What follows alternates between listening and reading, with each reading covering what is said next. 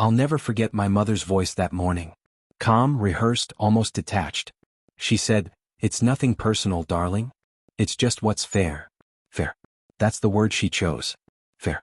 The same word my parents used when they sued me out of the home I had poured myself into, renovated every corner of, paid for with my own hands, and lived in for 7 years, just so my sister could have her first house. The irony wasn't lost on me. The same people who held me through sleepless nights during my divorce now stood across the courtroom, acting as if this had nothing to do with betrayal. But what they didn't realize, the one thing they underestimated, was sitting quietly beside me. Emma, my daughter, 7 years old, her legs swinging nervously, eyes wide and absorbing every detail. The betrayal hadn't arrived suddenly. It had been constructed slowly, methodically, brick by brick. 2 years ago, when my marriage crumbled, I had returned home with Emma. My parents had seemed supportive. Warm hugs, shared dinners, reassuring smiles.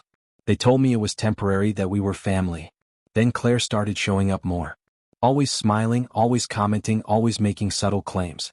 This home would be perfect for a young couple, she'd say, her voice light, her hand brushing Jake's arm. At first I ignored it. But soon my mother started planting seeds. "You should consider finding your own place. Claire deserves stability," she suggested casually. Letters followed. Lawyers. Court dates.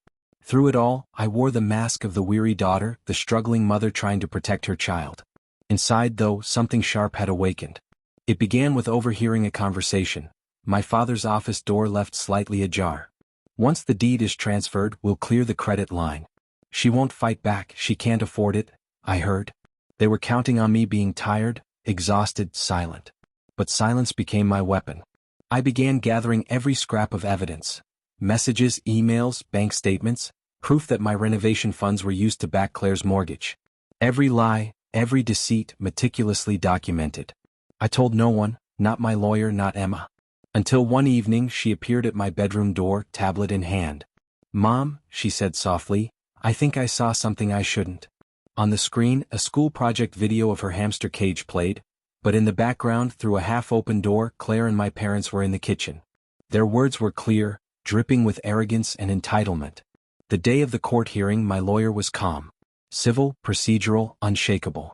My parents' attorney accused me of ingratitude. Claire smiled, smug, sure she had won. And then Emma nudged my sleeve. "Can I show you something Mom doesn't know?" The courtroom fell silent. The judge adjusted his glasses. "Go ahead, young lady." Emma pressed play.